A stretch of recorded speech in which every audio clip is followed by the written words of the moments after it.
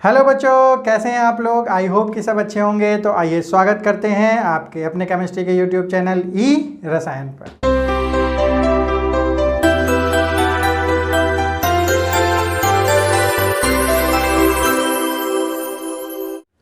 आज के सेशन में बच्चों हम लोग बात करने वाले हैं polybasic acid and poly acidic basis के बारे में, और इसके बाद हम लोग बात करेंगे फैक्टर्स अफेक्टिंग एसिडिक स्ट्रेंथ, यानी एसिडिक स्ट्रेंथ को अफेक्ट करने वाले कुछ फैक्टर्स की।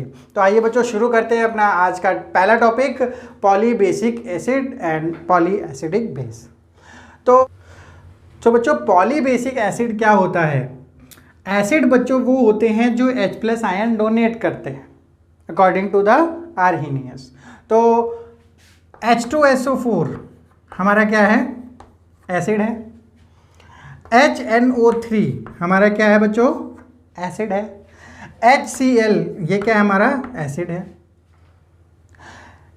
इसमें देखें बच्चों, अगर हम लोग अगर डिसॉल्व करते हैं वाटर में तो एक H+ देता है, ये हमारा 2H+ देता है टोटल, और ये हमारा कितना देता है, एक H+ देता है। और अगर हम लोग एक एसिड की और बात करें H3PO4 तो ये हमारा कितना देगा, 3H+ देगा।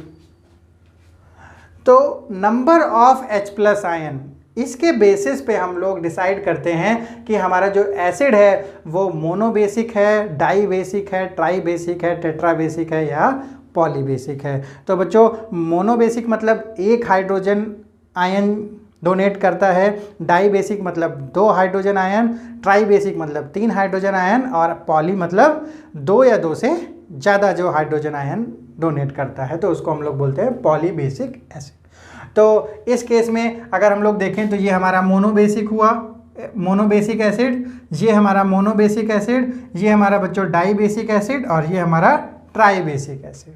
तो यहाँ पर हम लोग देखते हैं तो ये दोनों हमारे क्या हो गए, पॉलीबेसिक एसिड हो गए, क्योंकि ये एक से ज़्यादा हमारे H+ डोनेट कर रहे हैं।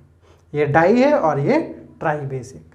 तो बच्चों यहाँ पर हम लोग इस टर्म में बेसिक शब्द क्यों यहाँ पर यूज़ कर रहे हैं, एसिड के केस में बेसिक हम लोग क्यों यूज़ कर रहे हैं। तो इसका सीधा सीधा मतलब ये है कि जो एसिड्स होते हैं, यानी HCl है मान लेते हैं बच्चों, मोनोबेसिक एसिड, तो ये एक H+ डोनेट करता है। तो ये इसको न्यूट्रलाइज करने के लिए हमें कितने बेसिस की ज़रूरत पड़ेगी, इसको न्यूट्रलाइज करने के लिए हमें एक OH- की ज़रूरत पड़ेगी। तो ये क्या हो गया, यानी एक बेस की हमें नीड हुई, तो इसका मतलब ये मोनोबेसिक एसिड हो गया। अब अगर 2 H+ हैं तो इसके लिए हमें 2 OH- की नीड होगी इसको न्यूट्रलाइज करने के लिए, तो ये हमारा डाई बेसिक एसिड हो गया। तो इसलिए हम लोग यहाँ पर एक टर्म यूज़ करते हैं बेसिक एसिड। तो बच्चों पॉली का मतलब है number of H+ ion, basic का मतलब है कि कितने हमें OH- आयन की नीड है, और एसिड मतलब एसिड की बात कर रहे हैं हम।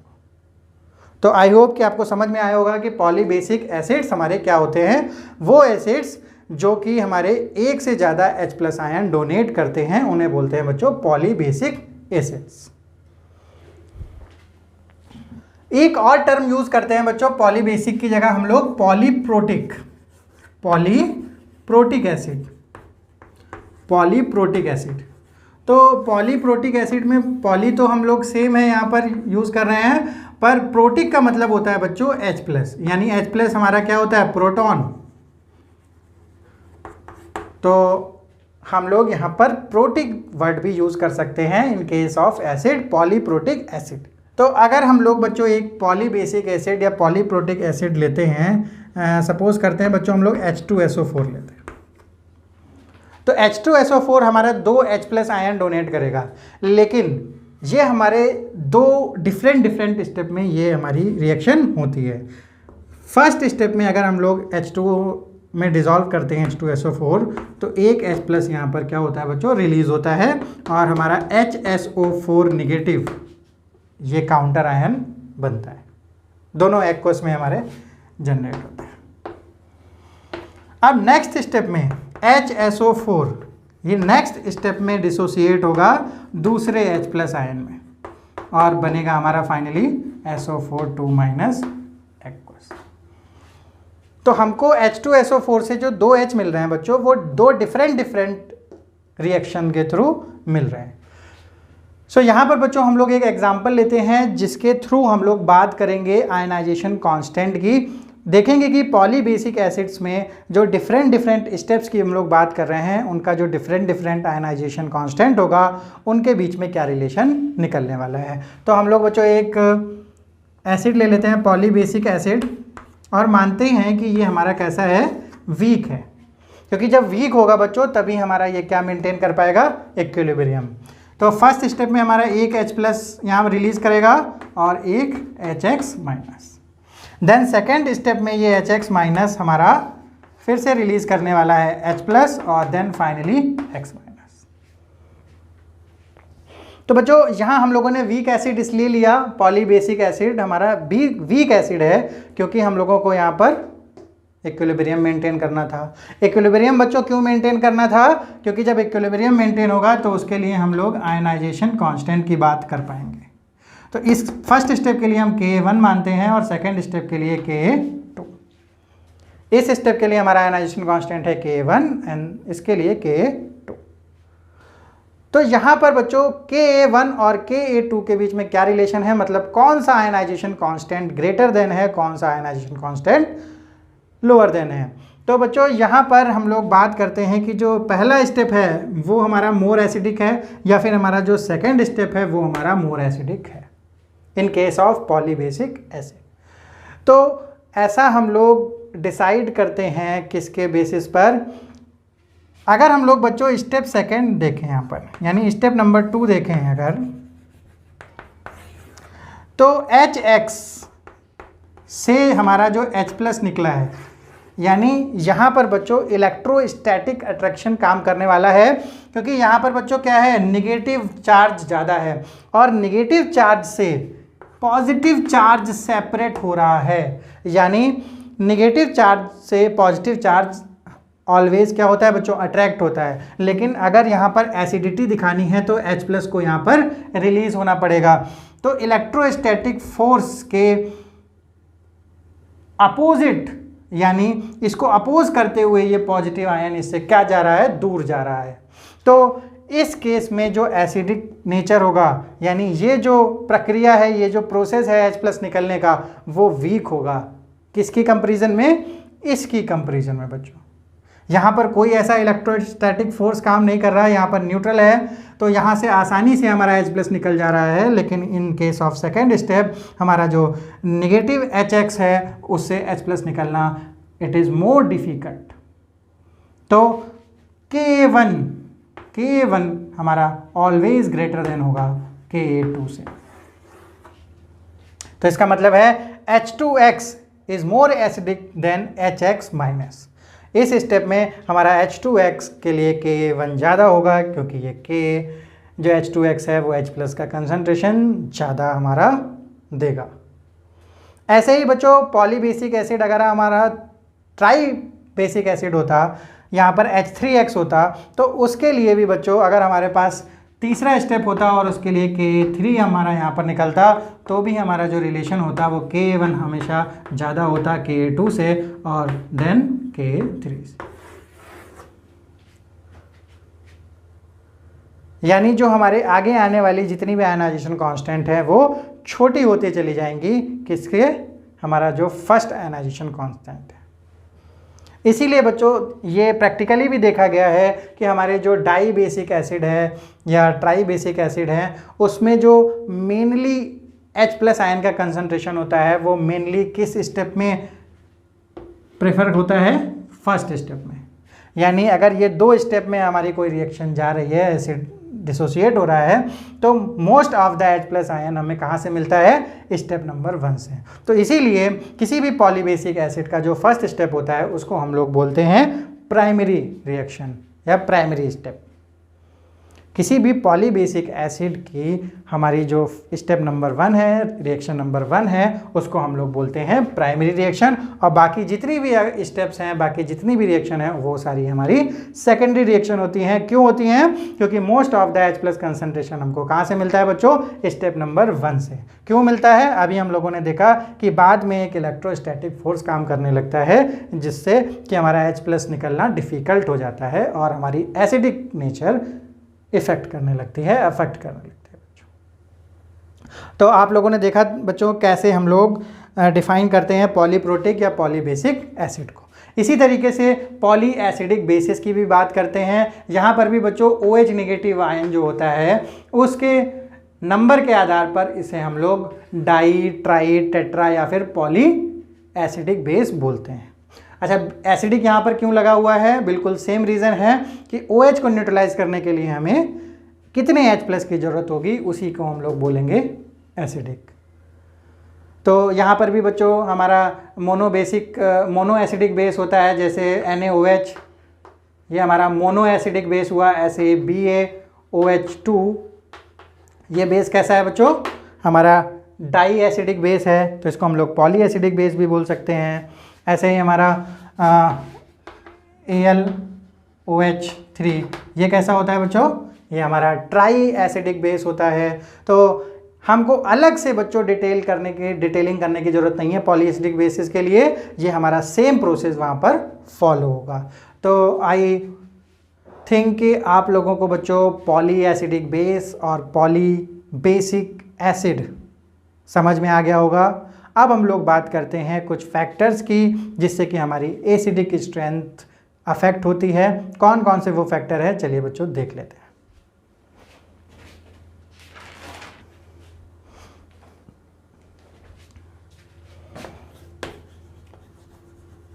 फैक्टर अफेक्टिंग एसिडिक स्ट्रेंथ या एसिडिक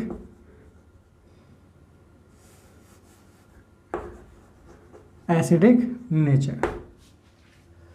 तो बच्चों हमारे फैक्टर कौन कौन से होते हैं जो एसिडिक स्ट्रेंथ की या एसिडिक नेचर को डायरेक्टली हमारी अफेक्ट करते हैं? तो बच्चों दो फैक्टर्स की हम लोग यहाँ पर बात करने वाले हैं। एक फैक्टर हमारा है यहाँ पर स्ट्रेंथ ऑफ HA बॉन्ड, यानी हम लोग कोई भी एसिड मानते हैं कि हमारा एसिड क्या है?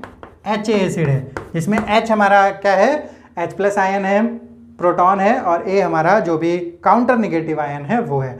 तो सबसे पहला जो फैक्टर है स्ट्रेंथ ऑफ HA बॉन्ड, यानी HA के बीच में जो बॉन्ड होता है उसकी स्ट्रेंथ क्या है, और उस स्ट्रेंथ के आधार पर हम लोग एसिडिक नेचर को डिफाइन करने वाले हैं। दूसरा हमारा जो फैक्टर है वो है हमारा polarity of HA bond. Polarity of HA bond, तो हमारा जो HA बॉन्ड है, HA एसिड है, उसमें जो दोनों एटम हैं उनके बीच की पोलैरिटी क्या है, उसके आधार पर बच्चों हम लोग देखेंगे कि हमारी एसिडिक स्ट्रेंथ या एसिडिक नेचर क्या है। तो यहाँ पर अगर बच्चों स्ट्रेंथ ऑफ HA बॉन्ड, यानी HA के बीच में जो बॉन्ड स्ट्रेंथ है वो स्ट्रांग होती है, यानी वो क्या होती है, वो अगर इंक्रीज होती है तो हमें क्या देखने को मिलता है कि हमारी जो एनर्जी रिक्वायर्ड है, किसके लिए रिक्वायर्ड है? To break the bond between H and A, यानी इस बॉन्ड को ब्रेक करने के लिए जो एनर्जी रिक्वायरमेंट है, यानी कितनी एनर्जी चाहिए होगी इस बॉन्ड को तोड़ने के लिए, तो वो क्या हो जाएगी बच्चों? वो हमारी बढ़ जाएगी। यानी अगर HA के बॉन्ड स्ट्रेंथ बेहतर है तो हमें एनर्जी भी ज़्यादा लगानी पड़ेगी। तो बच्चों एनर्जी भी हमको ज़्यादा लगानी पड़ेगी। और अगर ये हमारी HA बॉन्ड की स्ट्रेंथ कम है तो हमको एनर्जी भी क्या करनी पड़ेगी? एनर्जी भी बच्चों कम लगानी पड़ेगी। तो यहाँ पर हम लोग लोअर स्ट्रेंथ वाली चीज़ को लेकर चलेंगे कि अगर स्ट्रेंथ लोअर है तो एनर्जी भी हमको कम खर्च करनी पड़ेगी, और अगर एनर्जी कम खर्च करते हैं तो इसका मतलब है कि हम it is easy to remove H plus, यानी जो बच्चों HA से अगर हम लोग यहाँ से बॉन्ड ब्रेक करते हैं तो इसका मतलब है इसका इलेक्ट्रॉन भी इधर चला गया, तो ये H प्लस है, तो इसको हम लोग आसानी से रिमूव कर सकते हैं, यानी कम एनर्जी खर्च करके इसको हम लोग आसानी से रिमूव कर सकते हैं। तो इसका मतलब है इस प्रोसेस को हम लोग बोलते हैं एसिडिक नेचर। क्या बोलते हैं? एसिडिक नेचर, यानी H प्लस को रिमूव करना ही हमारा क्या कहलाता है? Acidic nature. तो एसिडिक नेचर भी हमारा क्या हो जाएगा? बढ़ जाएगा, यानी आसानी से हमारा H प्लस रिमूव हो जाएगा अगर स्ट्रेंथ ऑफ HA बॉन्ड क्या है? लोअर है। तो हमारी एनर्जी कम खर्च होगी और हमारी एसिडिक नेचर बढ़ेगी। तो यहाँ पर हम लोग लिख सकते हैं कि हमारी जो स्ट्रेंथ है, स्ट्रेंथ ऑफ HA है, वो क्या है? वो इनडायरेक्टली प्रोपोर्शनल है एसिडिक नेचर से, एसिडिक स्ट्रेंथ से। अगर हमारी स्ट्रेंथ कम होगी तो हमारी HA बॉन्ड की स्ट्रेंथ कम होगी तो एसिडिक स्ट्रेंथ ज़्यादा होगी, और अगर हमारी स्ट्रेंथ ज़्यादा होती है तो हमारी एसिडिक स्ट्रेंथ कम होगी। तो ये हमारा एक फैक्टर है, फैक्टर नंबर 1, जो कि हमारा था स्ट्रेंथ ऑफ HA बॉन्ड। तो हमारे एसिडिक नेचर ज़्यादा होने के लिए हमें स्ट्रेंथ ऑफ HA बॉन्ड कम रखनी पड़ेगी। सेकेंड फैक्टर बच्चों क्या है? Polarity of HA bond. तो यहाँ पर बच्चों क्या होता है कि अगर पोलैरिटी बच्चों क्या होती है कि अगर हमारा कोई बॉन्ड HCl है तो पोलर नेचर ये होता है कि जो हमारे एटम है, दोनों बॉन्ड के इधर उधर दोनों एटम हैं, एक इलेक्ट्रोनेगेटिव एटम हो और दूसरा इलेक्ट्रोपॉजिटिव हो, यानी एक बच्चों ताकतवर हो जो उस शेयर्ड पेयर ऑफ इलेक्ट्रॉन को अपनी तरफ खींच ले, और दूसरा कमज़ोर होना चाहिए जो अपने इलेक्ट्रॉन्स को उसको आसानी से दे दे। तो हमारे एक एटम के पास नेगेटिव चार्ज आ जाता है और दूसरे एटम के पास पॉजिटिव चार्ज आ जाता है पार्शियल। तो इस केस में हम लोग बोलते हैं कि हमारा जो एटम है, हमारा जो डाइपोल है या हमारा जो मॉलिक्यूल है वो कैसा है? पोलर इन नेचर है। तो पोलैरिटी अगर हमारी ज़्यादा होगी, अगर हमारी पोलैरिटी ज़्यादा होती है किसी भी एसिड में या किसी भी मॉलिक्यूल में, तो हम लोग कह सकते हैं, तो हम लोग क्या कह सकते हैं कि इलेक्ट्रोनेगेटिविटी डिफरेंस, इलेक्ट्रोनेगेटिविटी डिफरेंस जो है बिटवीन एटम्स, यानी H और A के बीच में जो इलेक्ट्रोनेगेटिविटी डिफरेंस है वो भी बच्चों क्या है? वो बहुत ही ज़्यादा होगा। तभी हमारा जो पोलैरिटी है जो H और A बॉन्ड के बीच में वो क्या है? ज़्यादा है।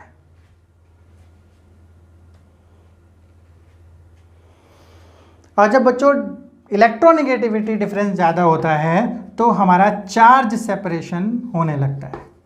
चार्ज सेपरेशन, अभी हम लोगों ने बच्चों बात बताया क्या होता है चार्ज सेपरेशन, कि हमारा जो नेगेटिव चार्ज एक तरफ और पॉजिटिव चार्ज एक तरफ आने लगता है, इसी को बोलते हैं चार्ज सेपरेशन।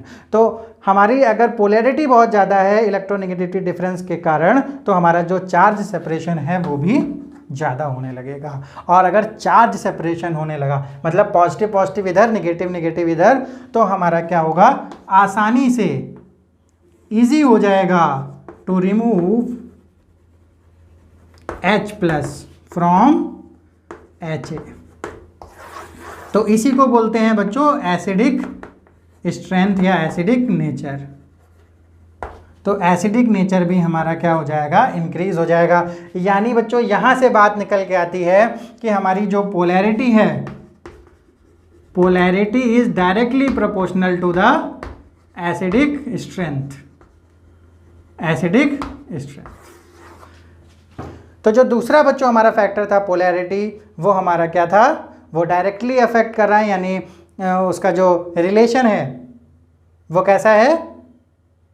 डायरेक्टली प्रोपोर्शनल है। और जो हमारा स्ट्रेंथ ऑफ HA बॉन्ड का जो रिलेशन है वो हमारा इन्वर्सली प्रोपोर्शनल है एसिडिक स्ट्रेंथ से, और वो हमारा डायरेक्टली प्रोपोर्शनल है एसिडिक स्ट्रेंथ से। तो यहाँ पर बच्चों बात निकल के आती है कि हमारे जो फैक्टर्स हैं जो एसिडिक स्ट्रेंथ को अफेक्ट करते हैं वो है हमारा strength of bond and polarity of bond. अब हम लोग इन दोनों फैक्टर की हेल्प से हमारी जो पीरियोडिक टेबल है उसमें हम लोग ग्रुप वाइज और पीरियड वाइज वेरिएशन देख लेते हैं बच्चों कि हमारा किसी भी ग्रुप में हमारी जो एसिडिक स्ट्रेंथ है वो क्या होती है और किसी भी रो में या किसी भी पीरियड में एसिडिक स्ट्रेंथ क्या होती है इन अ ग्रुप। तो बच्चों किसी भी ग्रुप में यानी पीरियोडिक टेबल में अगर हम लोग कोई ग्रुप की एग्जाम्पल लेते हैं, जैसे हम लोग हैलोजन ग्रुप का ये एग्जाम्पल ले लेते हैं यहाँ पर HF, HCl, HBr और HI। तो हमारा ये हैलोजन ग्रुप है FCl, Br और आयोडीन। तो इसमें एसिडिक स्ट्रेंथ या कैसे बढ़ेगी या घटेगी, तो यहाँ पर बच्चों हम लोग देख लेते हैं कि H हमारा सब में कॉमन है और FCl, Br, I यहाँ पर डिफरेंट है। तो FCl, Br और I में हमारा क्या यहाँ पर फ़र्क है कि ग्रुप में नीचे जाने पर हमारा साइज़ इंक्रीज़ होता है। तो H का साइज़ सेम रहेगा, तो यहाँ पर भी H का साइज़ सेम है, पर बच्चों Cl का साइज़ F से बड़ा होगा, फिर Br का साइज़ Cl से भी बड़ा होगा और I का साइज़ Br से भी बड़ा होगा। तो हम लोग देख रहे हैं कि हमारी जो दूरियां हैं वो बढ़ती जा रही हैं due to the increase in size. तो हमारा इधर से इधर जाने पर क्या बच्चों बढ़ रहा है, साइज बढ़ रहा है। तो जब साइज बढ़ेगा तो हमारा क्या बढ़ेगा, दूरी बढ़ेगी, डिस्टेंस भी बढ़ेगा। डिस्टेंस कहाँ बीच में बढ़ेगा, इन दोनों एटम के बीच में क्या बढ़ेगा, डिस्टेंस बढ़ेगा। बच्चों यहाँ पर साफ साफ हम लोग इस पिक्चर से देख सकते हैं कि इन दोनों के बीच में डिस्टेंस बढ़ रहा है। तो साइज बढ़ने से डिस्टेंस बढ़ा, तो और डिस्टेंस बढ़ने से हमारा क्या बढ़ेगा, डिस्टेंस बढ़ने से हमारी जो स्ट्रेंथ है यानी जो बॉन्ड की स्ट्रेंथ है, यानी बच्चों कोई दूर है अगर एक दूसरे से तो उसकी स्ट्रेंथ क्या होगी, कम होगी। जितना वो पास होगा एक दूसरे को, दो बच्चे अगर पास में ऐसे पकड़े हुए हैं, होल्ड किए हुए हैं, तो उनकी जो पकड़ है वो मजबूत होगी। और जैसे ही वो दूर होते जाएंगे उनकी पकड़ कैसी होती हो रहेगी, कमज़ोर होती रहेगी। तो दूर जाने पर, डिस्टेंस बढ़ने पर हमारी जो स्ट्रेंथ है बॉन्ड की, बॉन्ड स्ट्रेंथ ऑफ बॉन्ड क्या होगी, कमज़ोर होगी, वीक होगी। और स्ट्रेंथ जैसे ही कम होगी, अभी हम लोगों ने देखा बच्चों कि अगर स्ट्रेंथ ऑफ बॉन्ड कम है तो इन्वर्सली प्रोपोर्शनल होता है एसिडिटी के। तो यहाँ पर हमारी एसिडिक स्ट्रेंथ क्या होगी, बढ़ जाएगी। यानी सबसे ज़्यादा acidic strength HI, HBr, HCl और सबसे कम HF की। तो आसानी से H+ हमको सबसे पहले कौन सा दे देगा, HI, हाइड्रोजन आयोडाइड। तो हम लोगों ने बच्चों यहाँ पर स्ट्रेंथ ऑफ बॉन्ड की हेल्प से एसिडिक स्ट्रेंथ निकाल ली इन अ ग्रुप। अब हम लोग बात करते हैं अगर इन अ रो या फिर इन अ पीरियड, तो हम लोग एक एग्जांपल ले लेते हैं। एग्जांपल है हमारा CH4 NH3 H2O HF, CH4 NH3 H2O और HF। तो H तो बच्चों सब में कॉमन है हमारा, लेकिन यहाँ पर क्या है, CNO और F। तो ये बच्चों हमारा डिफरेंट है, ये एक पीरियड वाइज हमारा क्या हो रहा है, सिंगल पीरियड में हम लोग बढ़ रहे हैं।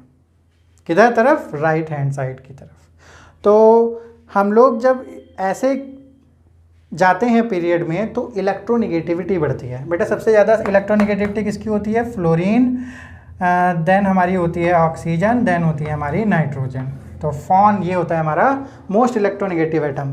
तो यहाँ इधर से इधर जाने पर, यानी जैसे ही बच्चों हम लोग इधर से इधर जा रहे हैं तो इलेक्ट्रोनिगेटिविटी बढ़ रही है, या इलेक्ट्रोनिगेटिविटी डिफरेंस भी बढ़ रहा है। क्या हो रहा है, इंक्रीज हो रहा है। तो अभी हम लोगों ने देखा कि इलेक्ट्रोनिगेटिविटी डिफरेंस बढ़ता है तो क्या होता है, पोलैरिटी भी इंक्रीज होती है। और पोलैरिटी इंक्रीज होती है तो पोलैरिटी का डायरेक्टली प्रोपोर्शनल था हमारा एसिडिक स्ट्रेंथ से। और अगर हम लोग पोलैरिटी से देखें तो चार्ज सेपरेशन बढ़ा था और चार्ज सेपरेशन से हमारी एसिडिक स्ट्रेंथ भी बढ़ी थी। तो डायरेक्टली हम लोग यहाँ पर लिखेंगे कि पोलैरिटी बढ़ी है तो एसिडिक स्ट्रेंथ भी क्या होगी, बढ़ेगी। तो इसका मतलब है इधर से इधर जाने पर एसिडिक स्ट्रेंथ बढ़ेगी, यानी सबसे ज़्यादा एसिड होगा हमारा HF in case of this example.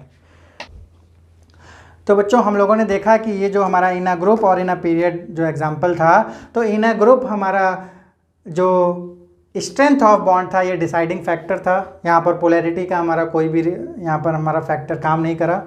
और इस केस में हम लोगों ने डिसाइडिंग फैक्टर को देखा पोलैरिटी वाला फैक्टर। तो हम लोग इन दोनों फैक्टर की हेल्प से अपनी एसिड की स्ट्रेंथ को निकाल सकते हैं। तो बच्चों आज की क्लास यहीं तक। हम लोगों ने देखा कि आज हम लोगों ने पॉलीबेसिक एसिड और पॉली एसिडिक बेसिस के बारे में जाना और उनके जो आयनाइजेशन कांस्टेंट थे उनके रिलेशन को भी देखा। और फिर हम लोगों ने देखा बच्चों कैसे हम लोग एसिडिक स्ट्रेंथ को निकालते हैं with the help of various factors. तो बच्चों आज की क्लास यहीं तक।